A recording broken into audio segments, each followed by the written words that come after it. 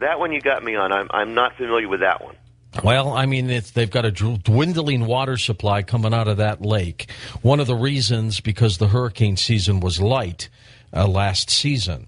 Why don't they try to manipulate something there, Jerry?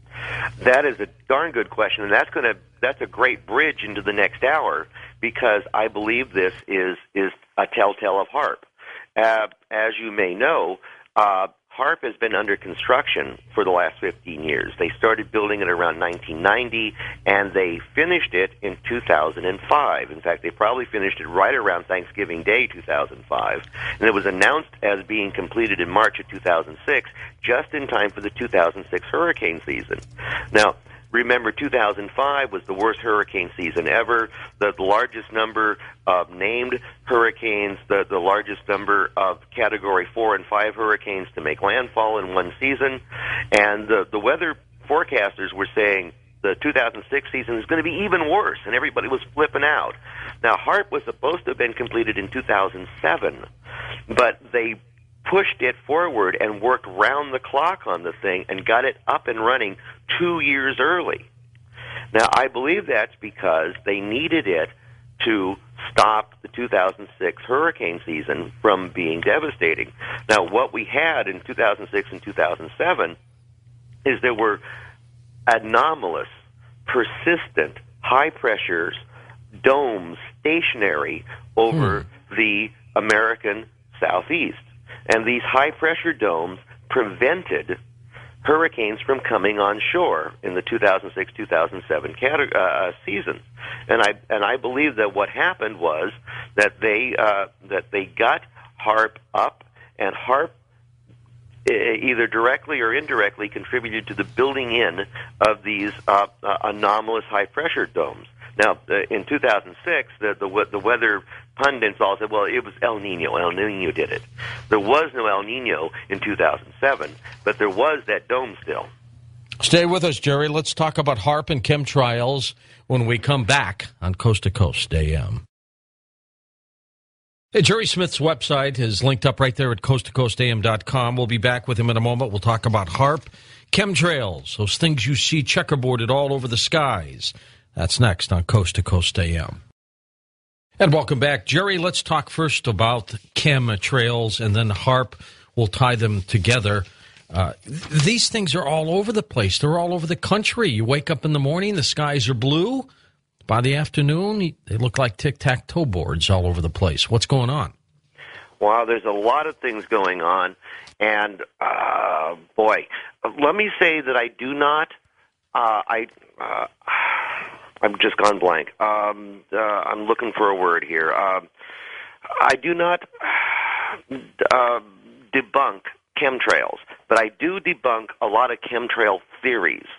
There is a popular misconception that, at least I think it's a misconception, and I spend in the book Weather Warfare: The Military's Plan to Draft Mother Nature, I spend 100 pages on this subject, and I break the subject down into contrails and chemtrails, or rather contrails and geoengineering.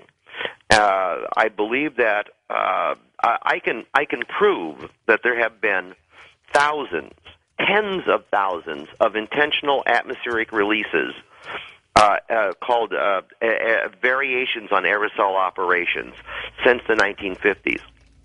Now, one of the theories, I'm sorry, this is a subject that I am so reluctant to get into because it's so easy to be misunderstood. And well, let me ask you this. Let's do it in the simple terms, first of all. Chemtrails, do you believe they exist or not? Yes. You do? Yes. And again, chemtrails is a phrase I really hate to use because chemtrails implies things about it that I don't think are true, just like the phrase UFO. UFO means an unidentified flying object. But when most people say UFO, they don't mean that. They mean a nuts and bolts spacecraft from another planet, which is a completely different word. And yet they use one as a shorthand for the other. You know, it's rather like back in the 1950s, the word love was substituted for the word sex. So a gentleman can never tell another man that he loves him because that would mean the unthinkable. And so we have this problem with chemtrails, is chemtrails has this presumption that any persistent contrail is a chemtrail. And I don't believe that is true. I believe that is a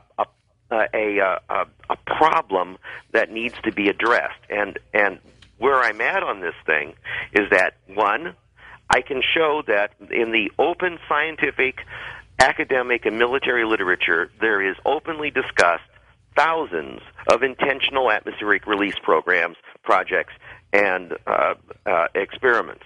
This is not a hidden, it's not a secret, it's just you don't read much about it because you don't read, the average guy doesn't read the Journal of Applied Meteorology to read about these things. Now the other question is, if you go to Wikipedia and look up chemtrail in Wikipedia, it will tell you that chemtrail is a conspiracy theory that persistent contrails persist because there is a secret, sneaky additive that converts them from a contrail to a chemtrail and is part of some worldwide spraying program for some nefarious purpose. Right, whatever it is. Right. Now the problem is that I can nail that there is a possibility that all persistent contrails are chemtrails, but the likelihood of it being that way is very slim. And that's because there's some science that most people don't know, and there's some politics that most people don't want to think about. Now, the science on it is we have seen persistent contrails since World War II. They're not brand new. What we have seen is that in 1980, the world of aviation changed. Since 1980, the jet engines have changed, the jet fuel has changed, and the atmosphere itself has changed. And all three of these changes are conducive to persistent contrails. And the great lie the government gives us, if you read the Wikipedia article, the Air Force says that chemtrails is an internet hoax. And this is one of the reasons why I don't like to use the phrase, because anybody who believes in a chemtrail believes in an internet hoax, which means you're an idiot. And so I try to stay away from sounding like I'm an idiot. Not that I succeed in it often, mind you. Go ahead. My point is that in 1980, somebody developed the high bypass turbofan, which changed the way jet engines worked. Prior to 1980, jet engines were incredibly inefficient. They were one of the least efficient engines on the planet. They operated at less than 20% efficiency, which meant that they spewed out the jet fuel partially burned or unburned. This is called hydrocarbons. If you may remember, in the 1970s, there were large debates about these unburned and partially burned hydrocarbons being spewed out by inefficient jet aircraft and what could be done about it, and this was going to be a huge environmental problem down the road. And then those discussions went away. They went away because those emissions went away, because they changed the jet engine. And by developing the high bypass turbofan, which is this giant fan stuck on the front of a jet engine, which keeps pressure around the combustion chamber, the jet engine went from highly inefficient to highly efficient, and it went from less than 20% efficiency to more than 90% efficiency, and it changed the output, the effluvium, the particle being emitted at the back end of the engine. Prior to 1980, what was being spewed out were these sooty, black, oily, globular things. That was the particle being of the partially burned jet fuel. Now, today, from 1980 on, we have the particle being spewed out of the engine is fully burned. It's a clear or white particle. Now, prior to 1980, one of the reasons why contrails disappeared so quickly is because the black particle would come out, a bit of ice would attach itself to it. You would see the contrail for a few seconds, and then the black particle would heat up from solar energy. It would and melt the ice particle, and the contrail would vanish. But today, because it's clear or white, it doesn't heat up. And instead of melting the ice and disappearing, it continues to attach ice to itself. It continues to grow. And because of global warming, the air is warmer. And the warmer the air is, the more moisture it can hold. So there's more moisture to contribute to the persistence of contrails. And the jet fuel itself has changed, and which is why the particle coming out is clearer or white, is because they have reformulated the fuel to be less dirty. And all of these things have given us persistent contrails. Now, the big lie that the government tells us is that these persistent contrails are completely normal and benign, and they're not benign. They are an immense environmental disaster that has to be addressed. And so I spend a lot of time, a lot of pages in the book, addressing the environmental problem of persistent contrails, which, whether or not chemtrails are real, persistent contrails are contributing, are a major factor in global warming. In fact, the head of meteorology at MIT concluded that virtually all of the warming seen over North America in the last 20 years could be attributed to persistent contrails, because the persistent contrails hold in the heat at night and reflect back solar energy during the day, so they balance out the diurnal, the difference between day and night. And that is having a profound effect on plants and animals. Now, chemtrails. I said chemtrails are real. Now, the possibility is that what we're seeing here is scientific and military operations that hide behind, or quite literally jointly? above. Well, yes and no. Some of these things are experiments to see if something will work, and some of these things are ongoing operations. They boil down to the broad categories of communications and surveillance.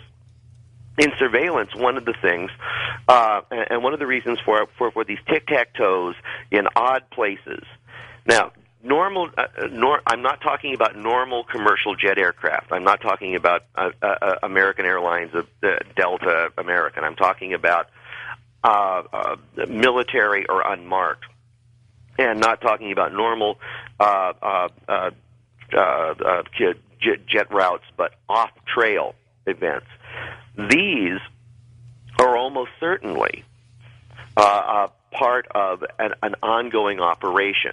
And the most common of these ongoing operations are involved either in creating radio bounce spots or in creating effectively a variation on over-the-horizon radar. One of the technologies being used is a satellite surveillance system where the satellite has trouble picking out the difference between an airplane below it and the ground below the airplane. And so they have developed a technique for making the air more scintillating, for making the sky shinier, so that the satellite can pick out the dark body of the airplane against the shiny sky. That's part of what these chemtrails are, the real chemtrails. Have you noticed, though, Jerry, how people are coming down with this bizarre respiratory ailment that lasts forever?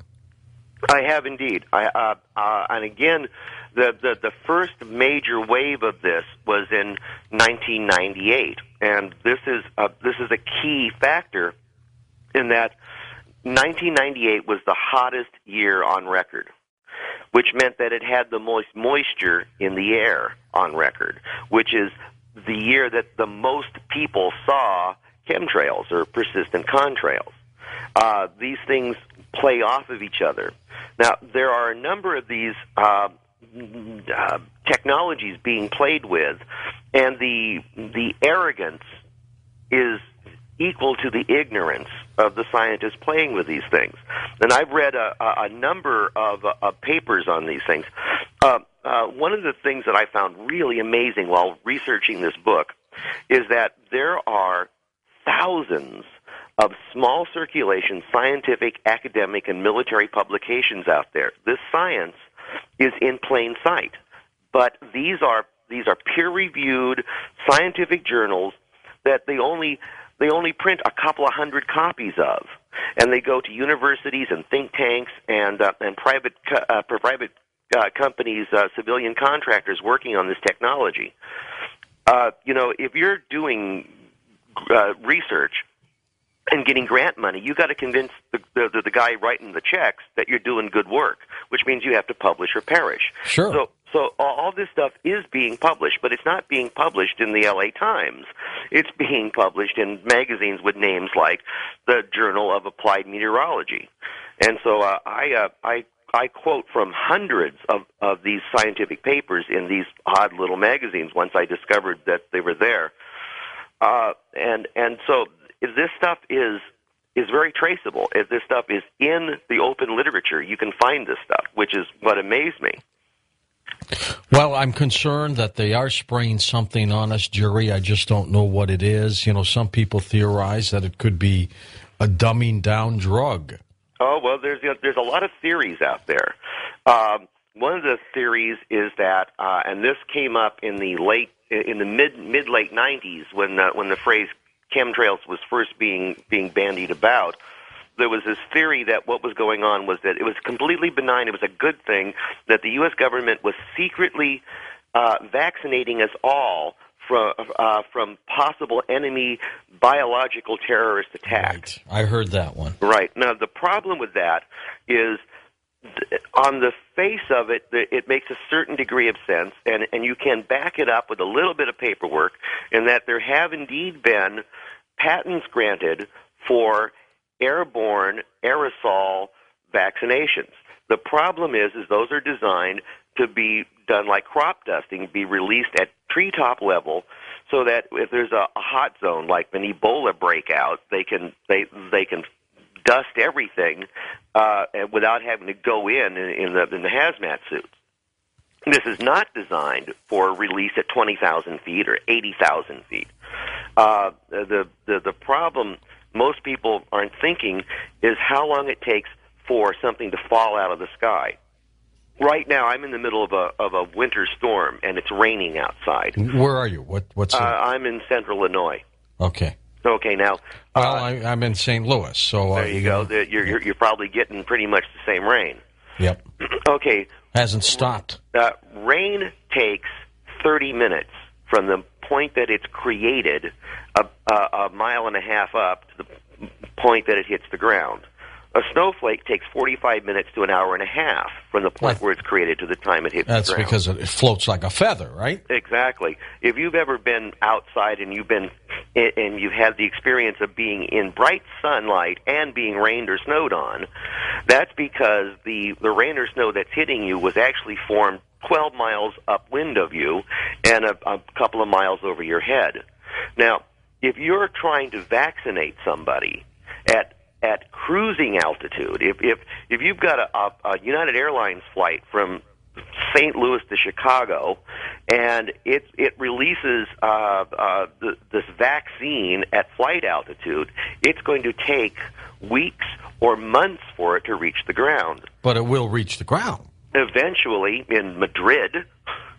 In Madrid. Yeah, you may remember a few years ago. I think it was 04. There were hazy conditions across the western states because of a windstorm, a sandstorm in the Gobi Desert. Right, I remember that. Right, when I was in Reno, and we had near whiteout conditions. We had conditions where you could not see the end of the block for 2 days. And nobody could believe that this was coming from China. When something gets into the air, it takes it a while to come down again. The higher it's injected, the longer it takes to come down. Now, we were talking about chemtrails, and one of the major theories, and the theory that I almost buy into, I'm about 40% convinced that is really going on, is called geoengineering. And this is a scheme to mitigate global warming. And many scientific agencies, major, big-name scientific agencies, have looked at how to solve the global warming problem without having to stop running our SUVs. And this goes back. This goes back to famed physicist Freeman Dyson, 1979. He suggested that if global warming really were caused by greenhouse gases, it would be very easy to solve, in that, the greenhouse gases work like the panes of glass in a greenhouse. They let the solar energy, the sunlight, and the heat in, and then trap it, preventing it from getting back out again. If we just simply make the greenhouse shinier, less solar heat gets in the first place. So he suggested putting shiny dust at the top of the atmosphere to reflect more solar energy back. Like Chemtrails. gold dust? Well, actually, aluminum and barium. Now, many scientific bodies have examined this, particularly Lawrence Livermore National Laboratory. Lawrence Livermore National Laboratory has spent more than 20 years and more than $200 million crunching the numbers on mitigation schemes, and they've come up with a number of ways to mitigate global warming by making the Earth shinier. The Earth's albedo is the measure of how much solar energy is reflected back into space. So they've looked at a number of ways to increase the Earth's albedo. The one I think is absolutely hilarious, but every time I think about it, I get a laugh.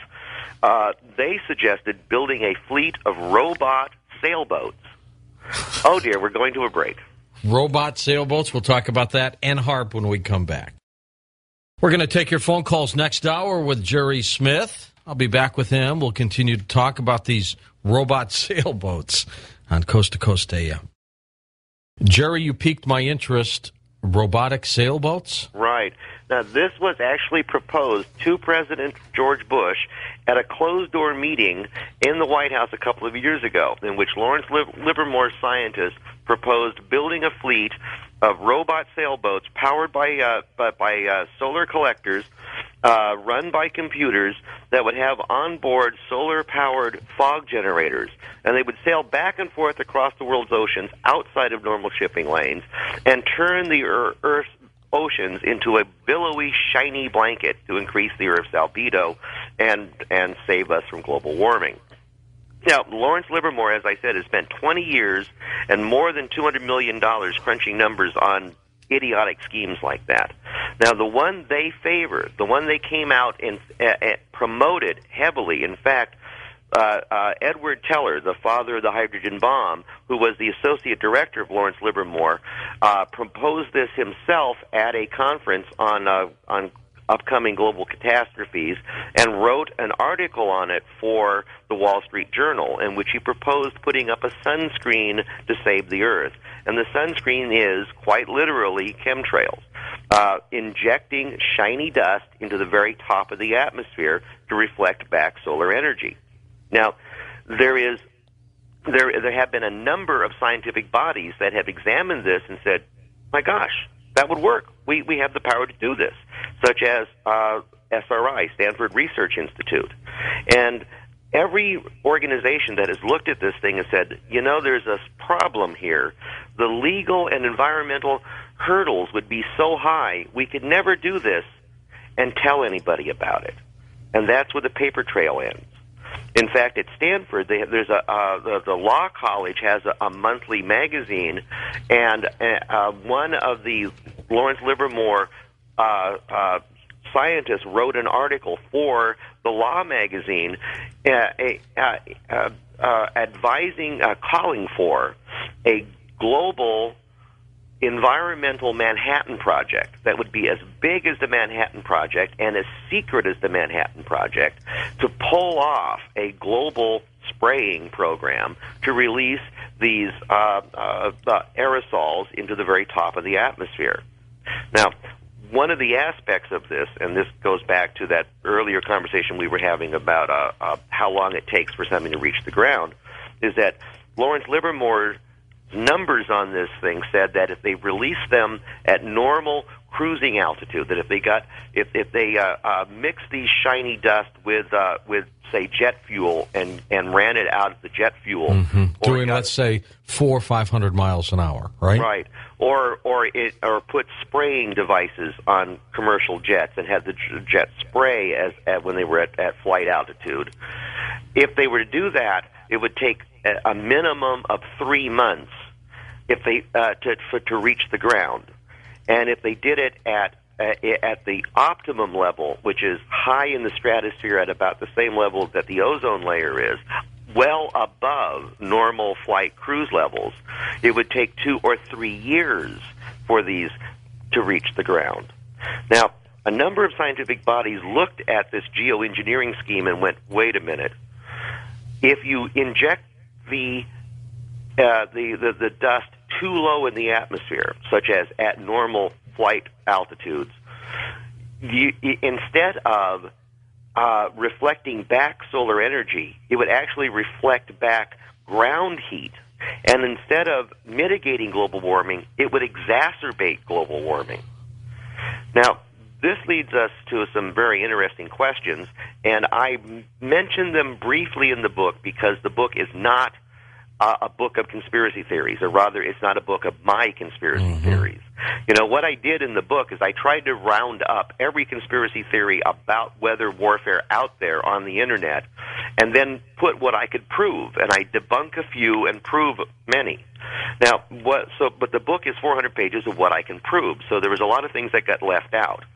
And one of the things that I could prove was that the many scientific organizations said you could not run it out of commercial jet aircraft, that it would simply be at too low a level and would exacerbate global warming.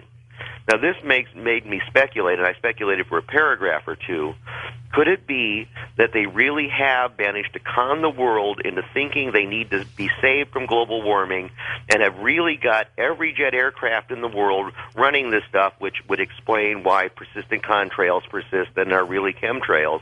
But they know they're doing it too low, and they're really exacerbating global warming, and they're doing this to jack up the heat as a pretext to create a global government to save us from global warming, which they're creating in the first place. That may be even too conspiratorial for me, Jerry. Right. I don't think that's the case. I really don't think it's the case, but it's an interesting speculation. I thought I couldn't pass that up. So what I think, again, we began this conversation about why I don't think commercial jet aircraft are involved. One, the science says if they are involved, they're injecting it too low, and it's going to do more harm than good.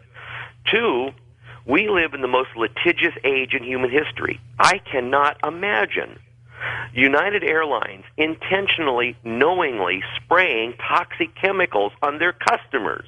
It's just beyond belief.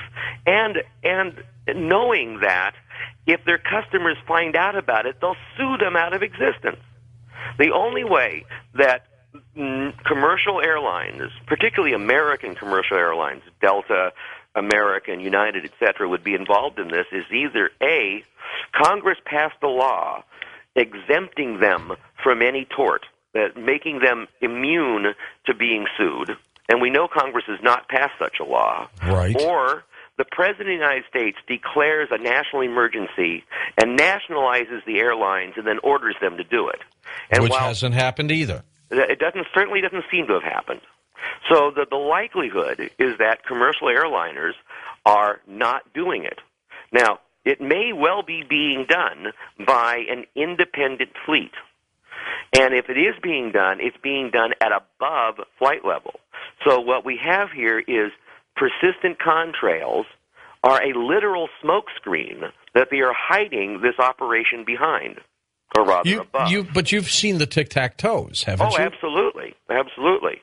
The question is, what are they doing with those tic-tac-toes? Who's doing those tic-tac-toes? Are they, the FAA requires that planes don't hit each other, so they have to parallel each other. So planes don't fly all in the same track; they fly next to each other, and so you get these staggered flights, and they can get staggered across, or rather, substantial area.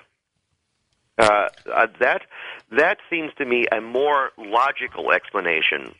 But again, the tic-tac-toes can be part of either over-the-horizon radar or a radio communications umbrella being put up. And I give a couple of examples of aerosol operations in which those take place. One was a study done over Santa Monica, California, in the late 1970s, in which you know L.A. And its famous inversion layer that holds the smog in. That's because the atmosphere is layered. It's a layer of cold air setting on top of a layer of warm air, which is setting on top of a layer of cold air, which is setting on top of a layer of warm air, and you can release something into one layer, and it will fall to the bottom of that layer and then set on the boundary of the next layer. And they found that barium works particularly well with this, that you can drop barium into a layer of air, and it will spread out and form a nice flat sheet of barium that you can bounce stuff off of, particularly radio waves. And they've been using it to create artificial bounce spots. Artificial ionospheric mirrors is one of the titles for these things. And this has been ongoing now for a couple of decades. This brings us back to our conversation of HAARP. What is HAARP? Right. Let's spend the next 10 minutes or so talking about HAARP. HAARP is the transition point between observation and application.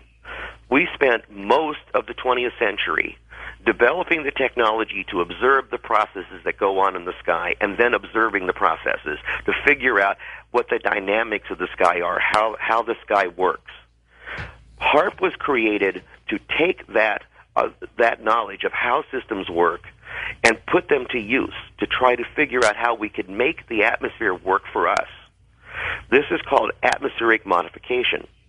And this is HAARP is a joint project of the U.S. Air Force and the U.S. Navy.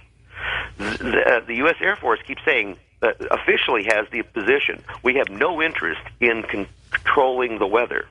But they are spending hundreds of millions of dollars in modifying the atmosphere. And the difference is, with modifying the atmosphere, you can do a whole lot more than just controlling the weather. You can force the atmosphere to take shapes, and these are called waveguides, and you can actually make it bounce radio waves for you. You can do quite a number of these things, and so what HAARP is a platform for developing for proving out whether their ideas about what they can make the atmosphere do for us really work or not. Are you sure it's not a weapon?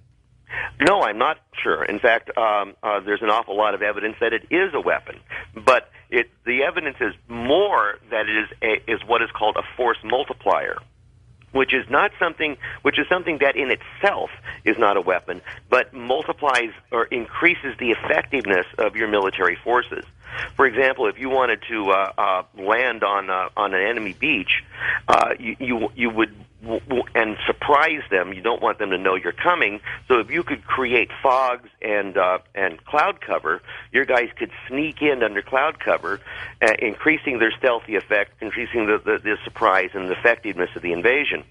And while the thing that increases, puts up the cloud cover itself isn't a weapon, it's a force multiplier. And HAARP clearly is a force multiplier. The construction of HAARP was finished by DARPA, the Defense Advanced Research Project Agency. What does that tell you?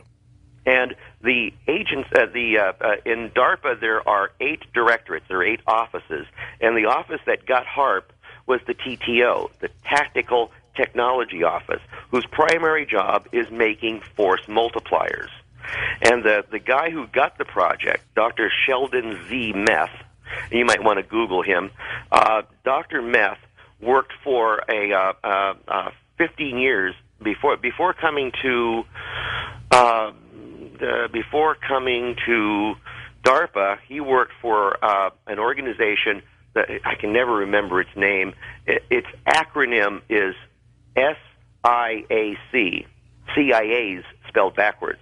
Uh-huh. It's the 9th largest defense contractor in the U.S., and while it has many contracts with the DoD, Department of Defense, its primary contracts are with the intelligence community.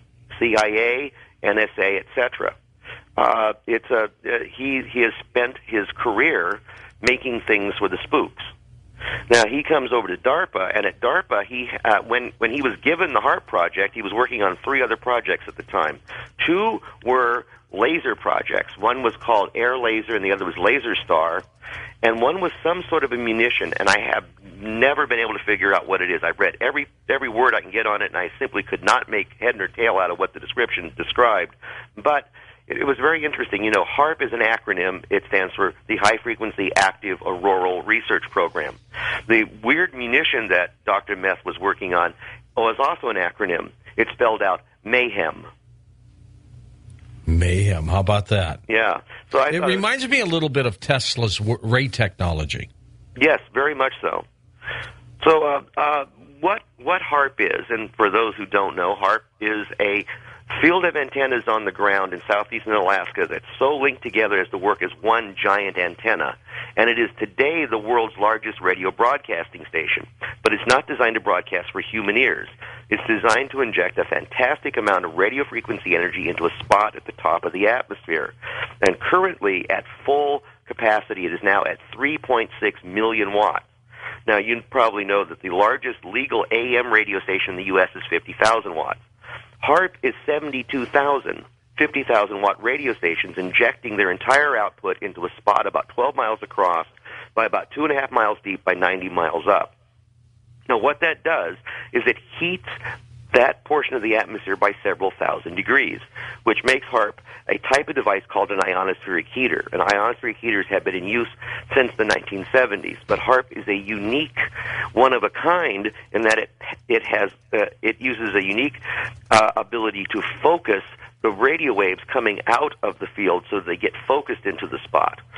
With a regular antenna, you know, the energy goes away from it in a cone with the point of the cone at the antenna and the wide end up in the sky. With HARP, they turn the cone upside down with the wide end on the field, on the ground on the field of antennas and the point in the sky. Now, what injecting that 3.6 million watts into the atmosphere does is heats it to the point where the molecules of the atmosphere explode, blow apart, and in doing that they give off a packet of energy which includes a scream of ELF, extremely low-frequency radio waves, which penetrate deep into the earth and deep into the sea. And the U.S. Navy has been using HARP for 15 years to communicate with deeply submerged submarines. Now, a curious thing is that using this ELF, you can do something called earth-penetrating tomography, which is a brand-new science that did not exist before 1980. And HARP was originally funded to do this earth-penetrating tomography to verify counter-proliferation treaties. Its purpose was to find and monitor enemy underground bases for the manufacture and launch of weapons of mass destruction. HARP was? HARP was. That's the whole reason it was funded. Now, the curious thing is that in the 15 years it's existed, it's never done that. At least there's not a single shred of evidence that they've ever done it. It's not mentioned anywhere on the website, not in any of the scientific papers published, which leads one to ask, are they thumbing their nose at the U.S. Senate who said that you don't get funding unless you agree to do this? Or have they done it and done it so successfully they don't want the world to know what a capacity they actually have and they're just staying mum on the subject? Now, the other side of this is that when you blow the molecules of the atmosphere apart, they are converted into a plasma, which is an electrically charged gas. And that electrically charged gas goes out into space until it runs into something to stop it, which is the Earth's magnetic field. It gets trapped between the lines of force and spreads out, forming a shield of electrically charged particles that will disrupt or destroy anything electrical coming through it. It's a ground-based Star Wars weapon system. Now, DARPA announced, not only did they announce its completion, but they also announced what they'd done with it, what they had succeeded in applying knowledge of how the atmosphere works to accomplishing. And they list 4 things that they've done with it, and of the 4 things they've done, they do it with 3 bullets because the first one does 2 things at the same time, and that is Number one, the generation of extremely low-frequency, very low-frequency radio waves for submarine and other subsurface communication, and the reduction of charged particle populations in the radiation belts to ensure safe spacecraft systems operations. Now, that's putting a smiley face on the Star Wars weapon system, in that the way they reduce the charged particle populations in the Van Allen belts is they fill up the Van Allen belts with their own particles, with the generated plasma. That forces that overburdens the radiation belts and forces them to rain out, which means they rain hard radiation back to Earth. And I can assure you there has never been an environmental impact study done on what that means. One can speculate what it means, but we don't have any hard science on it. Now, they say this is to increase safe spacecraft operations. And if that were the case, this would be a good thing, because in order to get into outer space, you have to go through the radiation belts. But in going through the radiation belts, there is a problem. In fact, one of the stories that we never went to the moon says that if an astronaut were to go through the radiation belt, he would be killed in doing so. Well, you've done your homework on HAARP, Jury. We'll be back with you in a moment on Coast to Coast AM. The magic moment. We'll take your phone calls next on Coast to Coast AM. Jerry, there were rumors 5 years ago that HAARP may have somehow inadvertently gotten involved in the destruction of the Space Shuttle Columbia when that went down and disintegrated. Have you heard that? Yeah, actually, I cover it in the book at some length. What we know is that HAARP was up and running and was running at full power, which at that point was 960 kilowatts, for an hour and a half prior to Space Shuttle reentry attempt, and continued running for another hour and a half after loss of signal from the orbiter. Now, before we went to break, I mentioned that one of the things that NASA says they've done is, quote, the reduction of charged particle populations in the radiation belts to ensure safe spacecraft operations. Now, it's entirely possible that they attempted to thin out the charged particle, the hard radiation above the Earth, so that the shuttle could re-enter, and blew it. Gosh, I hope that wasn't the case. Yeah, I do too. There's a lot of evidence that the shuttle was actually brought down by friendly fire, and of course, there's no chance they're ever going to admit to it. No, I don't think so. But you know, the tiles did break away. Mm-hmm. The evidence, the evidence supporting that it may have been other than the official conclusion can best be found on a website called ColumbiaSacrifice.com. An engineer at Hughes Air who had gone to college to be a shuttle specialist and had taken every course that was possible on shuttle engineering, ended up at Hughes with a job where when things broke, he figured out why they broke. So when the shuttle broke, it became his obsession to figure out why it broke. And he concluded that the official NASA investigation probably was rigged, and it probably came up with a bogus, politically correct answer rather than the truth. Okay, to the phones we go then. You ready for some calls, Jerry? Absolutely. Let's go west to the Rockies. You're on the air with us. Hello there. Hello, how you doing? We're well, thank you. Yeah, my name's Tom. I'm over by Sacramento. Okay, Tom. And you had talked about chemtrails earlier, and I just wanted to tell you something I saw about that a while ago. Sure. You know, when I was living in San Francisco, a friend pointed out to me he had a house with a beautiful view, and you could see out the ocean. About 6 o'clock every night, there'd be at least 4 jets out there going back and forth. And it was my thought at the time was they were dumping fuel getting ready to land at SFO. But the way the wind is in San Francisco, it blows in from off the ocean, so anything they were dumping out there would be blowing into the city. That's not a bad take on it. I live in Reno, and not far from us is Fallon Naval Air Station. And I have some friends who live right at the end of the Fallon runway, and they have when they go to the doctor screams and pulls his hair and says, "You should be dead." One of them had the highest manganese level ever seen in a human being. Oh, geez. Yeah, when she was 17, she blew her brains out for no apparent reason. Ouch. So jets do dump fuel, and it does have toxic problems, and they do it at places where they know it's going to be a problem, but do it anyhow. Yeah, just hearing all these chemtrail stuff, and how they, it makes me wonder if maybe they were dumping more than just fuel. A lot of people have been wondering about that.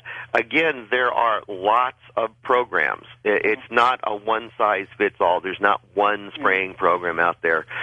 If you start researching the open military, academic, and scientific papers, there's all kinds of projects running, all kinds of different technologies being tested. Some of them are short-lived experiments, and some of them become ongoing operations. Yeah. Well, the thing about this was it was like almost every night. Well, every night I would be over at his place almost, and it was about the same time every night. You'd look out during the morning and you wouldn't see it, but at night you could see it. I mean, just as the sun's going down. It may have been something that they don't want us to know about. Without more data, it's hard to to nail that sort of thing down. Oh yeah, that's the way it is, unfortunately. Yeah. It doesn't do you any good to call the tower and ask them. We had a problem with spraying. In fact, I helped Jim Keith write his book, Black Helicopters Over America, Strike Force for the New World Order, and we had a lot of spraying in our area and interviewed a number of people who got sprayed. A friend of mine lived on the Truckee River, and there was about a 4-month period where every 4 or 5 nights a helicopter right at dusk would come down the Truckee River spraying something.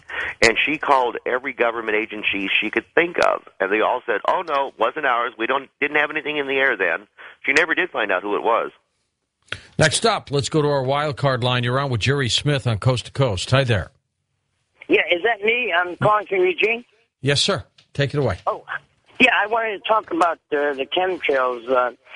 I've observed them since Art Bell, whatever. But anyway, I lived in Duluth up until '99, and then I moved here to Eugene. And the pattern's the same. It's like plowing a field; they go up and down. Here in Eugene, it's always I've never seen it other than being north and south, Also, there was some mention of the daytime and so on. Part of the reason I called is a number of times last summer in full moon here in Eugene, you could see, the drifting chemtrails, exactly what you typically see. They're kind of, it's almost like a pillow exploding, they were somewhat wiggly and so on. But anyway, slowly crossing right over the full moon, maybe at 2 o'clock in the morning. So they definitely do it at night. I would assume here that they lay the trails, I'm curious, does anybody know how far out in the Pacific they can go? And I'm also wondering whether this is being done over Europe, or, can you lay chemtrails over Japan, or would Japan, protest that? But anyway, with the westerly winds here, if they wanted anything to sort of land in the state of Oregon, they would probably have to lay it about maybe 500 or 1,000 miles out over the Pacific, and then it would come in. And the only other thing I wanted to say is that when they're doing any metallic particles, anything like that, that can make it interactive with HAARP. I think one of the purposes of the chemtrails is that HAARP, with their mirror and so on, and the mirror effect from the ionosphere, if they have something down here that they can see that's radio reflective a little bit, then they sort of know they're over the West Coast or whatever.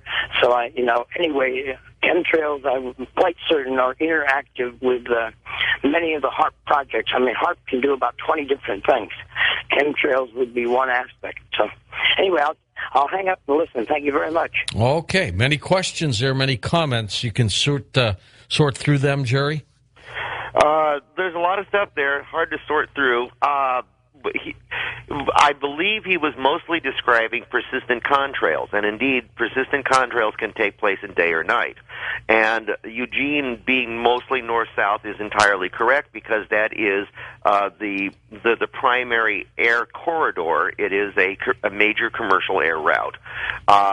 Again, the question is whether or not there's some sneaky additive to make the persistent contrails into chemtrails, or whether they're just, and I say just, with several bags of salt, in that persistent contrails, as I said, are a major environmental problem.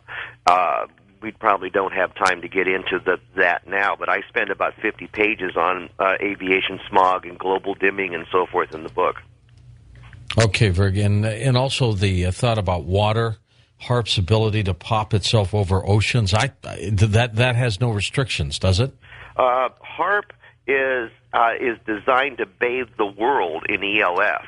ELF, extremely low-frequency radio waves, are long enough to go around the globe, which is why they thought they could use this to monitor enemy underground bases in Libya and North Korea, because there wasn't a direct line-of-sight problem.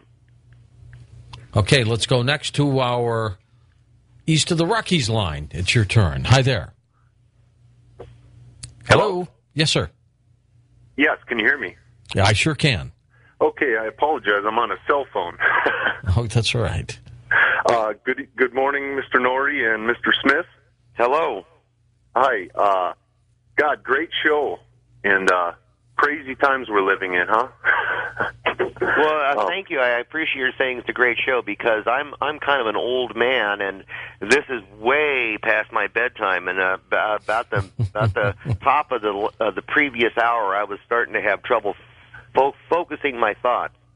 Well, you've covered a lot of great points as far as the whole spectrum goes. I was just calling in regards to specifically the planes, the jets that are doing the spraying. I guess you could term them chemtrails. I've been watching them for years now. I've watched them through high-powered binoculars. And primarily, as you've stated, I think they're unmarked, mostly a white-gray colored, sometimes orange, jet. And I'm wondering, I mean, certainly we'd have to think the Air Force is involved, but I was just wondering what you believe, who is involved, where are the jets coming from? Like, are there bases and such? Ruling out commercial aircraft as we have, Jerry. What do you think? Oh, absolutely. That's been my take for some time, is that once I ruled out commercial aircraft, it became quite clear that the other stories about unmarked white tankers and orange jets were true, and I tried to follow down as many of those as I could. There appear to be a lot of temporary runways. There are a lot of abandoned airfields across America that can be put into service, used for a few days, and you disappear from them, and only a couple of neighbors go, "What was that?" Okay, next up, let's go to our wild card line. You're on with Jerry Smith. Hi there. Hi, George. Jerry, this is Susan from the Central Coast, California. Hey, Susan. Hi. I also agree that this is an excellent show. And I was wondering, my husband and I look up in the sky a lot, and day and night, and we've noticed a phenomena of when they're spraying, I don't know if they're the persistent contrails or the chem sprays, whatever they are. At the time, sometimes there's dark lines. And I wondered Right. I have seen that too, and I have not been able to figure it out. I've talked to a number of scientists about it, and I cannot get a coherent answer. Some scientists say, no, it's just a shadow. Some are saying that and of course there are a lot of conspiracy theories about this as some sort of a marker line. I have not been able to about the marker line thing, because the first time we ever noticed it, we lived close to Vandenberg Air Force Base, and we noticed we noticed they were shooting off a missile one evening, and we did notice that as it was going out, there was like a dark line in front of it, and it went exactly where the dark line was. And one afternoon we were taking a lunch break, and we were on this hill in Cambria, and we noticed this long, really thick dark line up over us, and it was moving real slowly. And we thought, well, that's really odd. My husband got out of the car and looked up at it, and just as it passed over us, it seemed to stop. I don't know if that was an optical illusion or it actually did stop. And it seemed like it did for, a few seconds. And then all of a sudden, this huge dark line just took off really fast across. I mean, it was just totally across the horizon. It was huge. Wow. I didn't know if that was a HARP thing or we were just going, whoa, what was that? We'd never seen anything like that. Wow, that's something I'm going to have to look into. Yeah, that would be a good one. We've never been able to talk to anybody that had ever, even seen that or could even, venture a guess on it. So. Yeah, I have noticed those dark lines that seem to be intermixed, and it's hard to figure out. Some of them do appear to be shadows of an upper contrail. Particularly in moonlight, you get you get this, but some of them don't. Some of them appear to be in the wrong position to be a shadow, and I can't. I have a few science advisors I tag, and they argue with each other about what it is. Well, I got to tell you. I'm told from Nick Begich that the British have taken over it. Is that true? Sort of. BAE Systems North America is the current was the last possessor of the contract to build HARP, but HARP is now built, so it's hard to say. HARP is a joint Air Force Navy project with the work on the ground being done by students and professors from the University of Alaska, and there are at any given time another 12 or 18 colleges, universities, non-governmental organizations involved. It has been under construction since the 90s and was completed in 2006. And one of the proofs that HARP is a ground-based Star Wars weapon system is that the original suite of patents, which I give the all 12 patents at the back of Weather Warfare, and I give the first patent in full text at the back of HARP, the Ultimate Weapon, described was a ground-based Star Wars weapon system, and then whoever owned the company that owned the patents got the contract to build it. Originally, it was APTI, Advanced Power Technologies Incorporated, where the patents were evolved. That got sold to E-Systems. E-Systems then got the contract. E-Systems got bought out by Raytheon. Raytheon then got the contract. Raytheon then spun off the E-Systems division and sold it to BAE Systems North America, the former British Aerospace, and they got the contract to finish building it. Now that it's finished, I don't know exactly what British Aerospace is doing with it, other than that they own E-Systems and have the proprietary intellectual property that the thing is built on. Well, where did we get your latest work? Weather Warfare. I really want your listeners to go to their local bookstore and buy it at their local bookstore. And this is good for all of us. If you buy the book in your bookstore, that means you keep your money in your community, and you help to fund, you help to pay the salaries of your friends and neighbors. And it's good for me in that it encourages this bookstore to stock and restock the book, so that it has more sales because more people get exposed to it. And even if people don't buy it, they see it, they get the ideas, and the more people thinking about it, the better we all are. All right, stay with us. We'll be back with final questions with Jerry Smith on Coast to Coast AM. On our next Coast to Coast program, Charles Osmond joins us, and we may have our floating format, so make sure you're part of the show. And welcome back to Coast. I'm George Norrie, and we have our guest, Jerry Smith, on with us, and your calls. Jerry, let's take them. They're going to go by very quickly, okay? Sure. West of the Rockies, you're up with us on Coast to Coast. Hi there.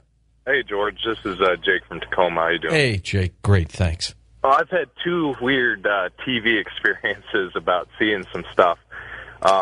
One being Noah's Ark. We can go on to that some other time. But the other one had to do with astronaut. This is back in about 97.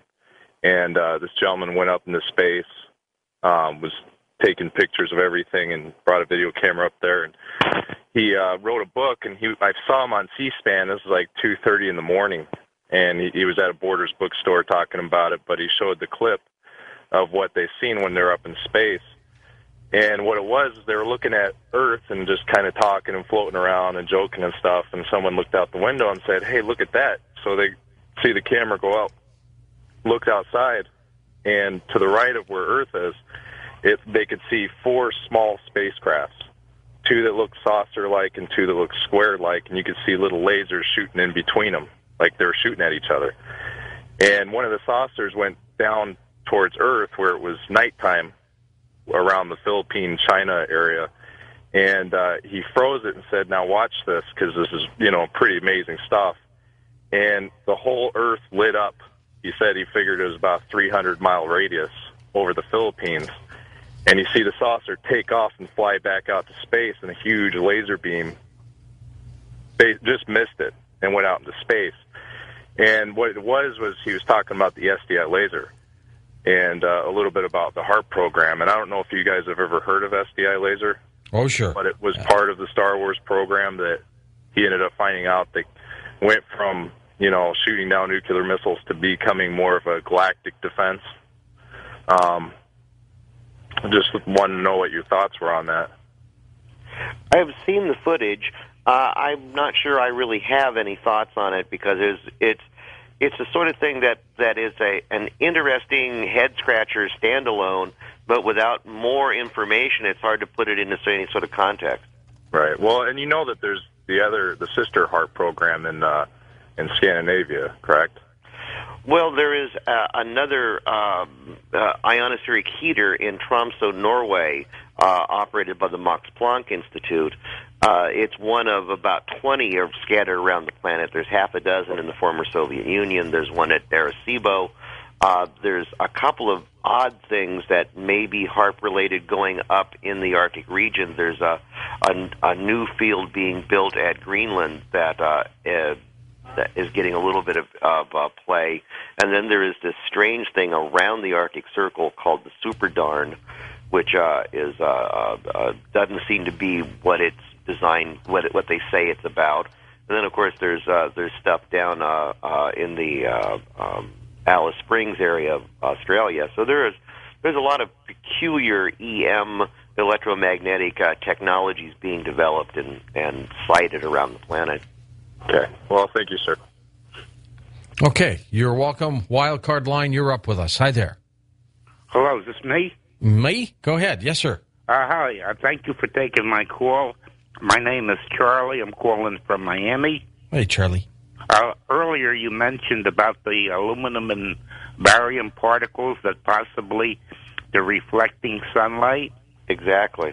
Well, why don't they use big mylar balloons filled with helium to reflect sunlight?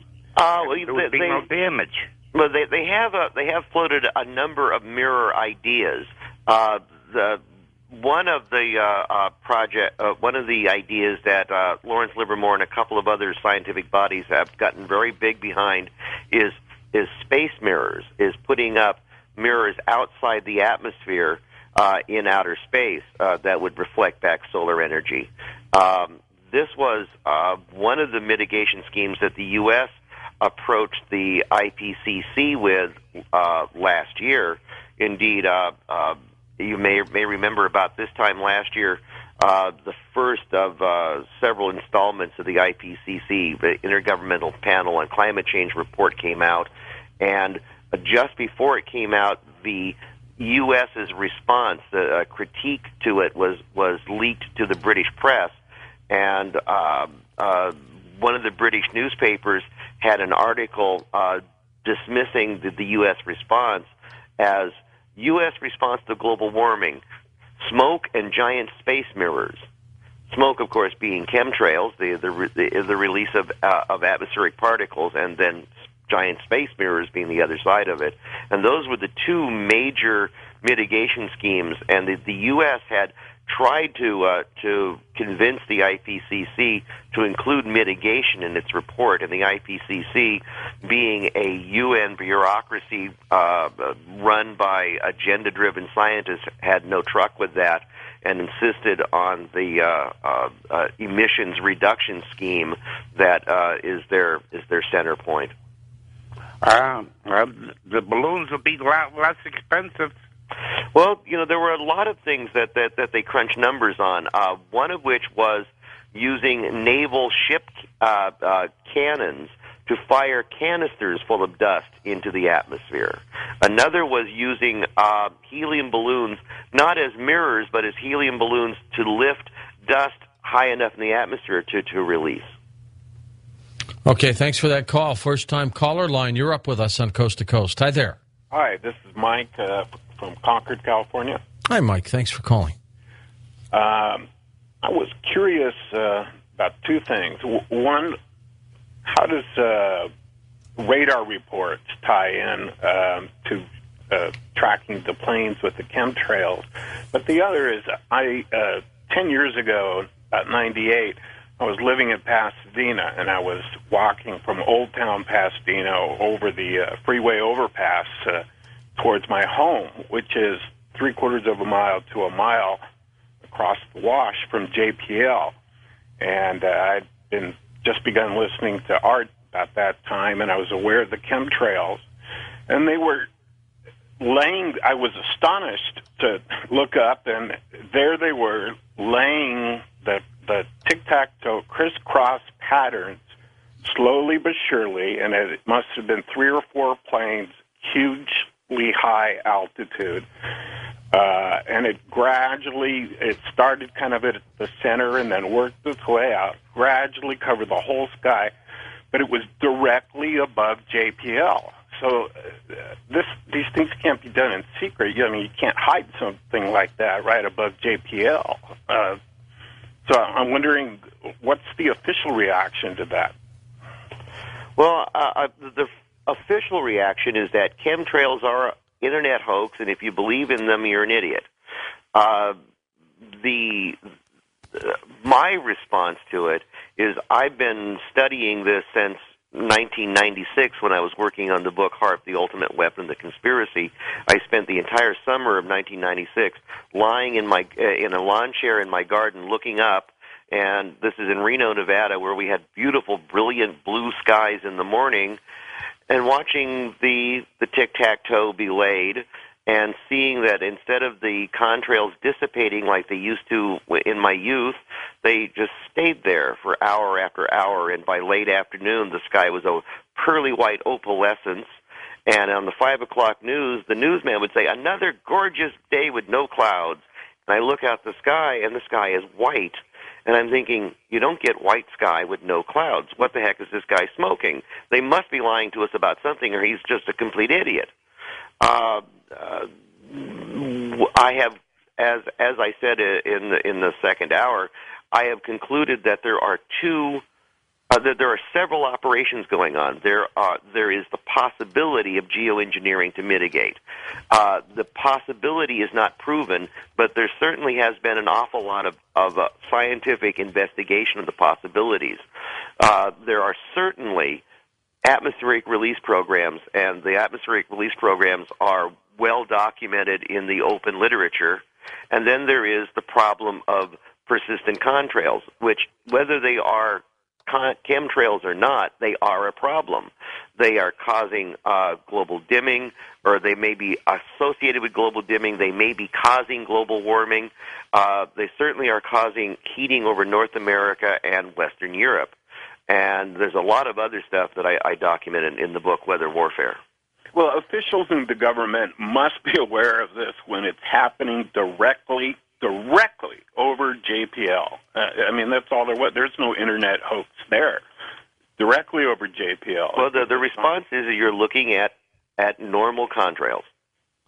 That's the official response. But not late into contrails. So, I grew up in Southern California when they were, starting all of the tests and breaking the sound barrier at the first time, in the 60s and stuff. And, I remember watching, a plane or two, and I've seen it dozens of millions of times since then, laying one line across the sky. But this official tic-tac-toe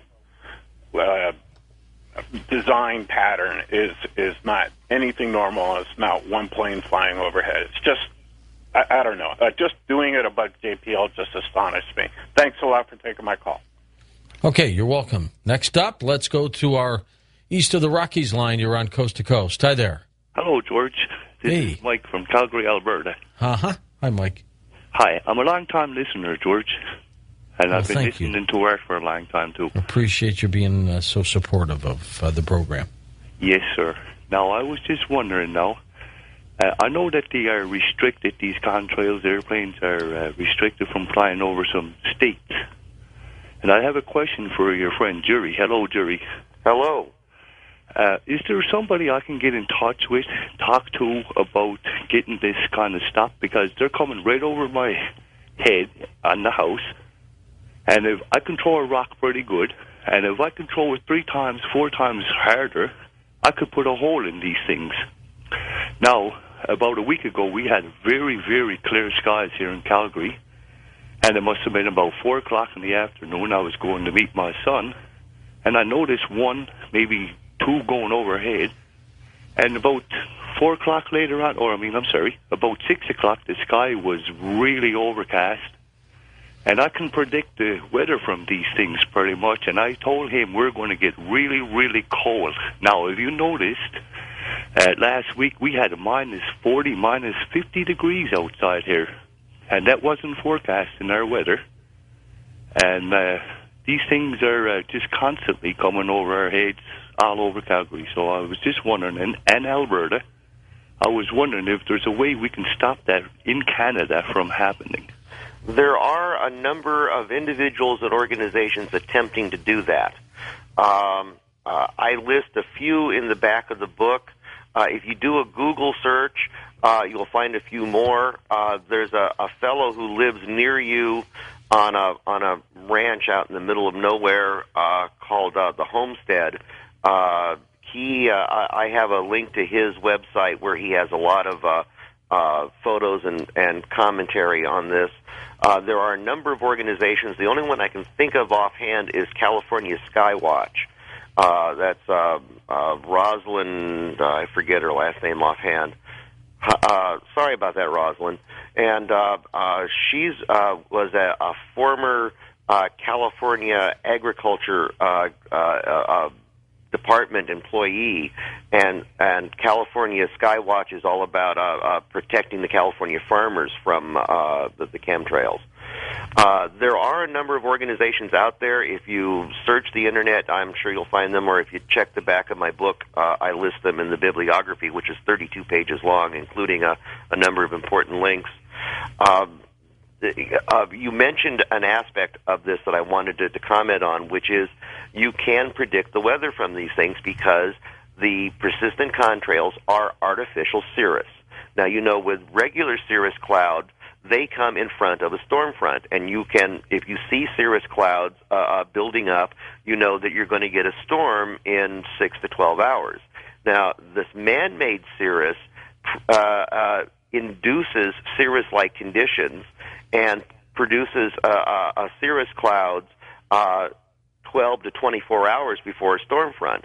So the savvy backpacker and woodsman can use contrails and or chemtrails as a way to see an extra day into the future of what the weather is going to be. Okay, let's go to final calls here. Wildcard line, you're up with us. Hello there. Good morning, gentlemen. Great show. Thank you. This is Terry in New Mexico. Okay, I've got 2 quick points, and I will listen on the radio. One, I don't think the major airlines can be taken out of this. I think it wouldn't be hard to develop an additive to be put in fuel, taken to certain airlines on certain paths, and they're dispersing it and don't even know it. Number 2, I was active duty Marine in the first Desert Storm, and ironically enough, when you mentioned the sandstorms in the Second War, when we landed Christmas Day, spent 2 weeks in acclimatization, the first day we went to the field, it rained for 2 straight weeks, and they had more rainfall than they claimed they had in the last 9 years. I just found that extremely ironic. Thanks, and I'd love to hear your comment. Thank you.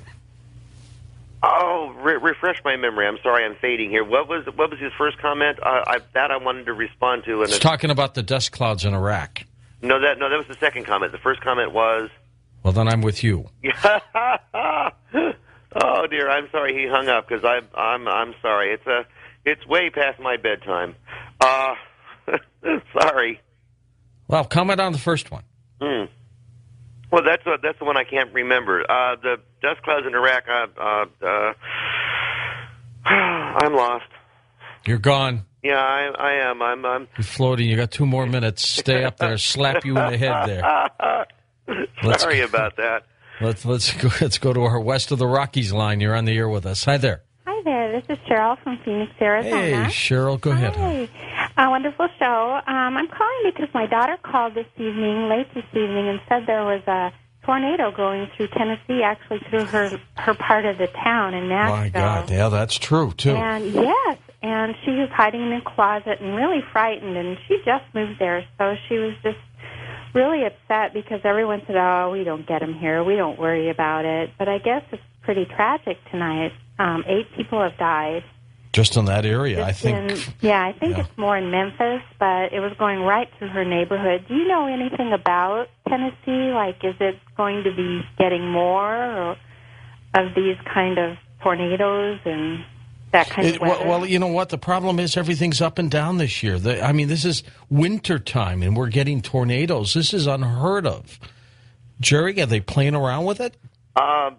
A major scientific magazine, I forget which one now, it was either Science or Scientific American, in 2002, in an article, noted that in 2000 there was a dogleg in the jet stream immediately above the HAARP site, which resulted in a swarm of out-of-season tornadoes in Florida.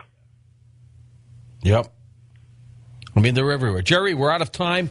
Thank you so much. The book is Weather Warfare. For Steve Carr, Dan Galanti, Tom Danheiser, Lisa Lyon, Lex Lonehood, Sean Ladesseur, Ross Mitchell, Ian Punnett, and Art Bell, I'm George Norrie. Somewhere out there on Coast to Coast AM. We'll see you on our next edition. Until then, be safe.